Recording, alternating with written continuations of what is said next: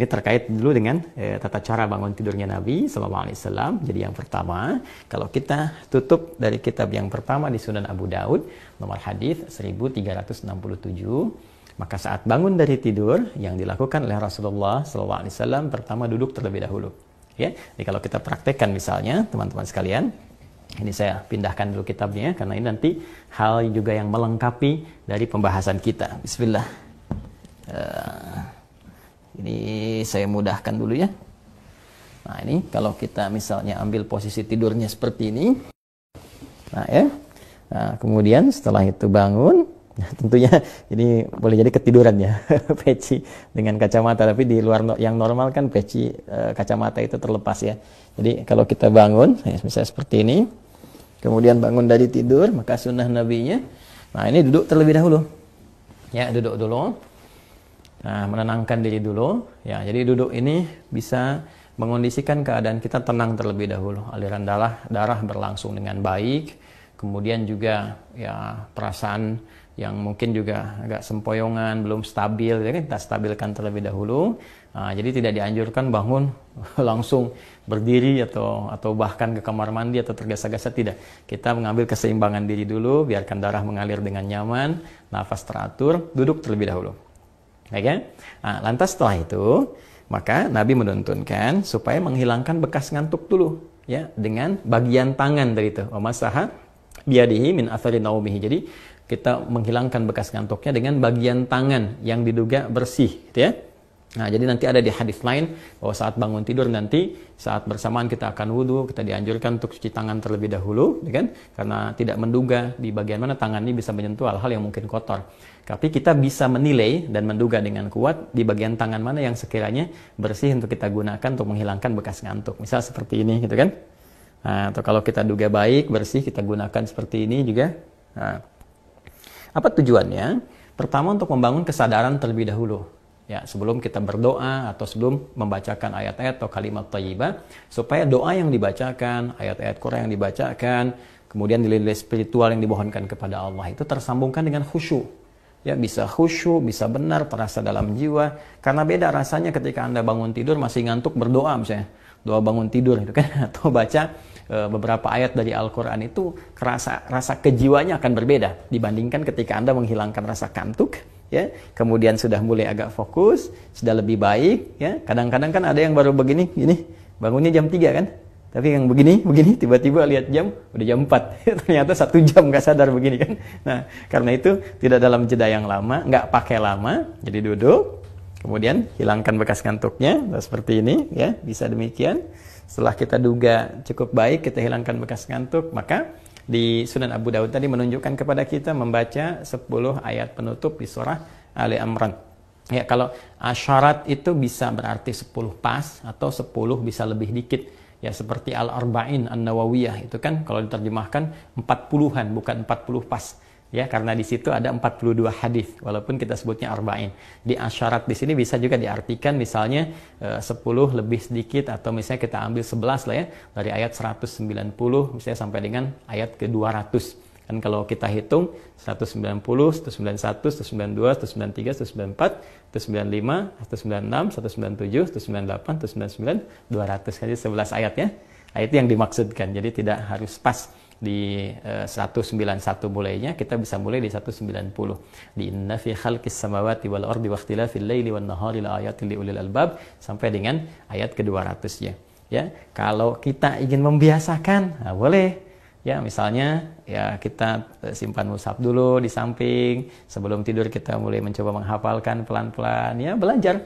Ya, walaupun Ustaz saya belum hafal, tidak apa-apa, sambil berproses. Hari ini kita hafalkan 1 ayat dulu. Yang penting ada dorongan kuat untuk mengikuti sunnah Nabi SAW. Dan di balik ayat yang kita bacakan ini, itu nanti ada hikmah-hikmah yang sangat dalam. Bagaimana aktivitas kita setelah bangun dibimbing oleh Allah, sehingga semua jadi ibadah, memandang semua apa yang kita kerjakan, baik di langit, di bumi, semua ciptaan Allah itu mendekatkan diri kita kepada Allah, bukan sekedar berputar-putar bekerja. Berangkat gelap, pulang gelap, tapi Allah akan bimbing kita bagaimana menjadi pribadi yang ulul albab yang sesungguhnya, bisa mendapati esensi dalam kehidupan. Nanti ayatnya luas sekali dalam kajian tafsir, kita bisa uraikan. Jadi kita ambil dulu, duduk, hilangkan bekas ngantuk, membaca kurang lebih 11 ayat di penutup surah Ali Imran sambil belajar, boleh satu ayat ya. Kalau belum misalnya menghafal ya bertahap kita lakukan. Kemudian seperti kita ketahui ada doa juga kan yang sering kita bacakan ya. Masih ingat kan doanya? Alhamdulillahilladzi ahyana ba'dama amatana wa ilaihin nusyur. Nah, itu doanya ada di kitab Sahih Al-Bukhari. Nah, ini ya.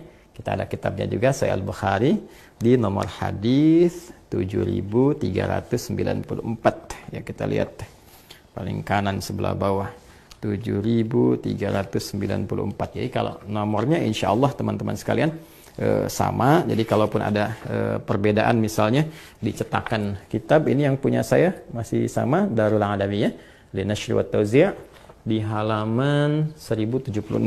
Ya, saya pakai kacamata sebentar ya biar lebih jelas. Ya, nih halaman 1076 nih ya. Nah, kemudian nomor hadisnya 7394 seperti saya sampaikan tadi ya.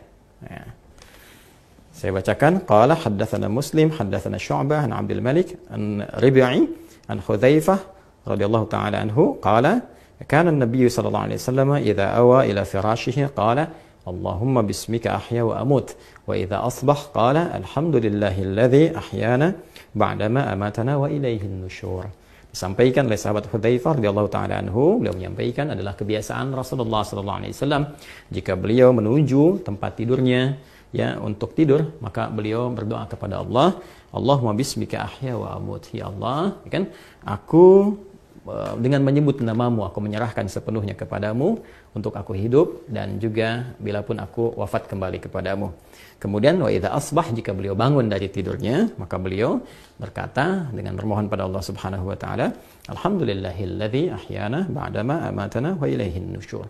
Segala puji bagi Allah Subhanahu wa taala yang telah menghidupkan kami, ya menghidupkan kita semua setelah Allah Subhanahu wa taala mewafatkan sementara waktu. Bisa Allah mematikan dalam tidur tadi tapi memberi kesempatan hidup sesuai dengan ajal, wa ilaihin nusyur, dan kita semua pasti akan kembali kepada Allah Subhanahu wa taala.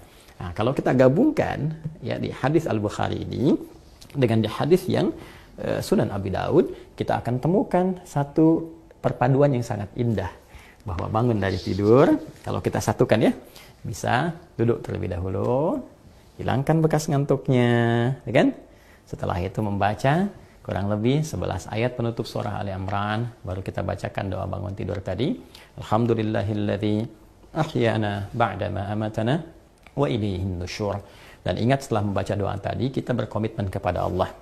Ya Allah, terima kasih, kalau bahasa bebasnya ya. Ya Allah, terima kasih telah memberikan kepadaku kesempatan kembali untuk beraktivitas. Ya, bisa saja Engkau wafatkan aku dalam tidur tadi. Engkau berikan aku kesempatan kembali untuk beraktivitas sesuai dengan ajalku. Wa ilaihin nusyur, maka aku berkomitmen. Berikan aku kesempatan untuk beraktivitas, menyebar, dan aku berjanji mencari bekal terbaik sebagai persiapan kembali kepada Allah Subhanahu wa taala. Karena nusyur itu artinya berpencar untuk kembali ke asal. Jadi kita komitmen setiap bangun tidur, hari ini aku akan beraktivitas, ya, aku akan menjelajah kehidupan di muka bumi, dimanapun aku bekerja, aku niatkan mencari bekal. Nah, supaya saat kapanpun kembali kepadamu, ya Allah, bekalku telah siap, lebih baik daripada hari-hari sebelumnya.